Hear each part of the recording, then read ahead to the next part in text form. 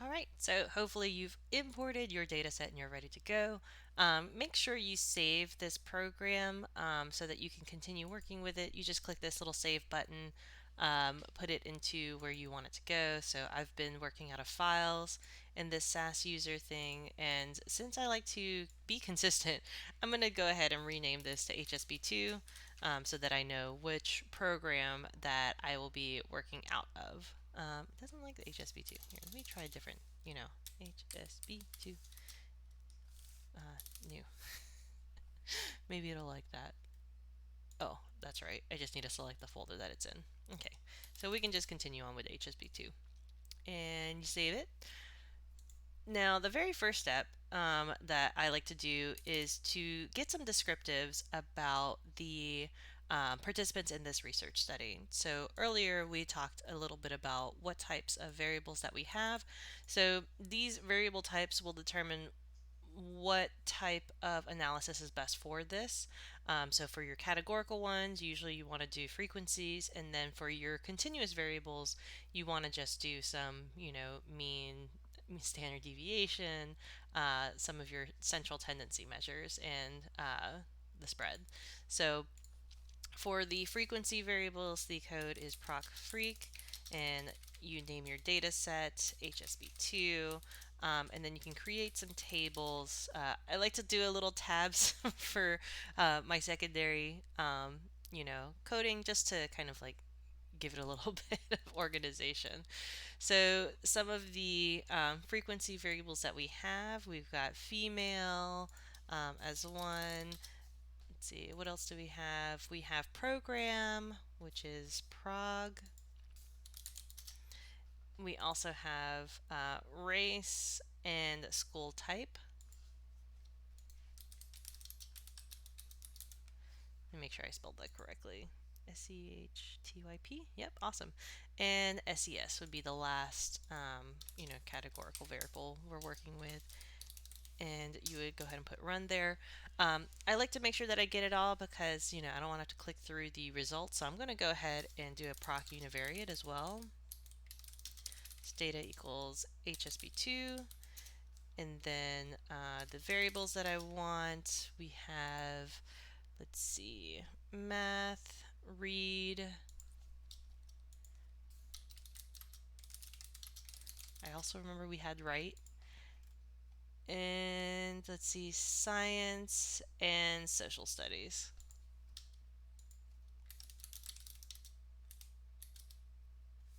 I actually don't remember that that one. Okay, did I do it right? Yeah, SOCST. Awesome. And I also like to include histograms just so that I can see what the spread of the variable looks like. Looking at the number itself can make it a little bit difficult to actually know whether it's normal or not normal in terms of its distribution. So let's go ahead and run this proc frequency. Okay, so this tells us that, our participants are mostly female. We got about 54.5% that were female. For each of the programs, we have, various percentages here. And so what we like to do is go ahead and create a Word document or a table that has, this data in it, just to make it a little bit simpler. When it comes to, uh, I guess, writing up these types of results. So let's go ahead and start out. This is going to be just our general descriptives for the participants in this data set, and we like to go ahead and give it a title. So this is our table 1, general descriptive characteristics of participants who completed the National Survey of High School Seniors.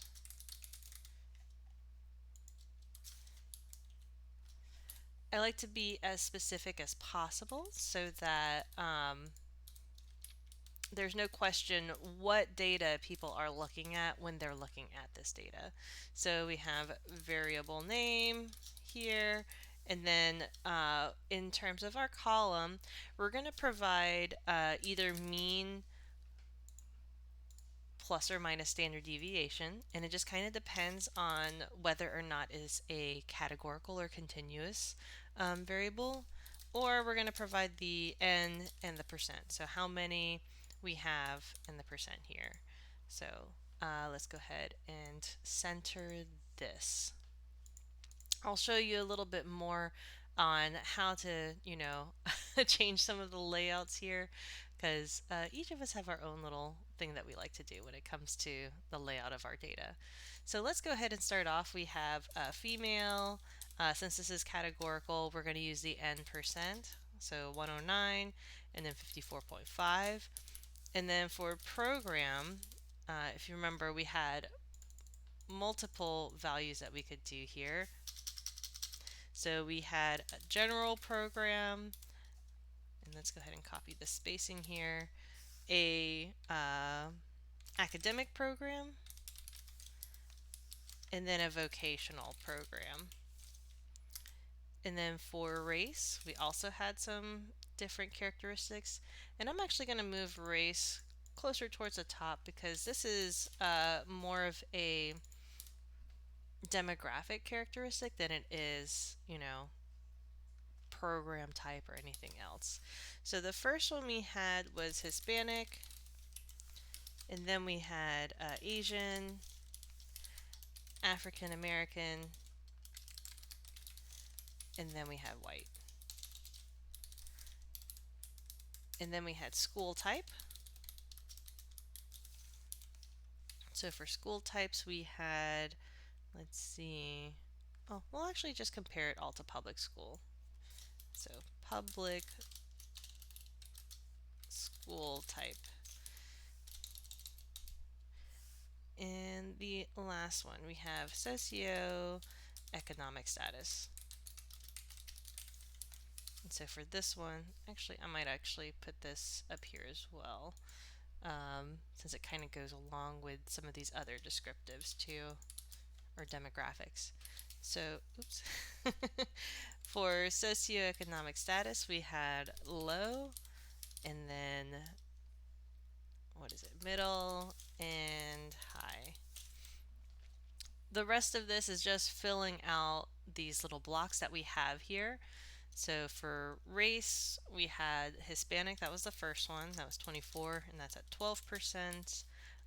Asian was 11, and that was at 5.5%. African American was 20, which is at 10%. And then white was at 145, which is 72.5%. Same thing for socioeconomic status. That's the very bottom one. So we had 47 in this group for the low, and that was 23.5%. 95 for the middle, which was 47.5%. And then 58 for the high one, and that was 29%. For program type, we had general, so 45 here, 22.5%. 105 here, which is 52.5%, and then 50 here, which is 25%. And then for, let's see, we'll just say that this was public school, not public school type. It feels a little weird. So public school was a 1, so 168, which is 84%. And yeah, we move socioeconomic status above. So that would be for our categorical variables. And so we didn't run the code for continuous variables yet. So let's go ahead and run that. All of these are basically their math, writing other test scores that they had. Awesome. So this first one is math score. Let's see. We'll call these, call them testing scores. And so we have math here, because I know that there's 5 of these total. So we had a math score here.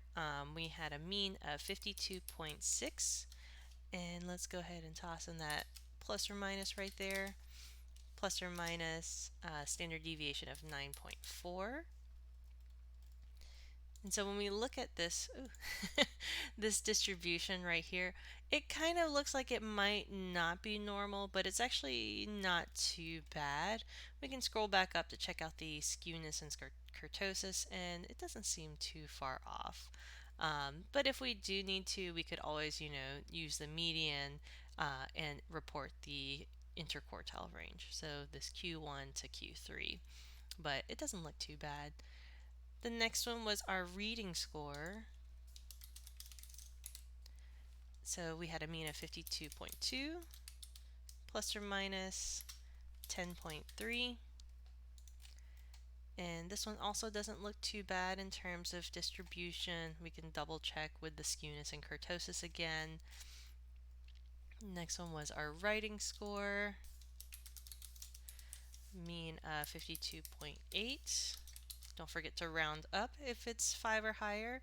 And we have our standard deviation of 9.5. This one looks like it might be a little skewed. Maybe a little bit. We'll let it go ahead and slide for now. Next one was our science score, and it was 51.9 plus or minus 9.9. This one looks pretty normal. And last one, we've got our social studies, which is a 52.4 plus or minus 10.7. And from what I recall for this data set, not sure why it changed the font here, any score that was over 60 is considered to be high scoring. So if that gives you a good idea of kind of what these numbers actually mean. So yeah, that's our very first step. You're just kind of describing what data that you have here. If you want, you can keep it to where you have all of these blocked lines, but I know for some of us, APA or AMA have different formatting styles that you have. If you're unsure of how to format, just go to the journal, or if it's for a class, go to your class to see what they want the format to be in. I personally like to take out the borders and then only include borders for the very first row that we have here, and then for the very bottom one so that we know the table has ended. And so this lets us know that this is our header here, and then all of the rest of these are our variables, and then once you see the line again, it's over. So yeah, that's our very first step, getting the general descriptive characteristics of the patients or the participants in the study.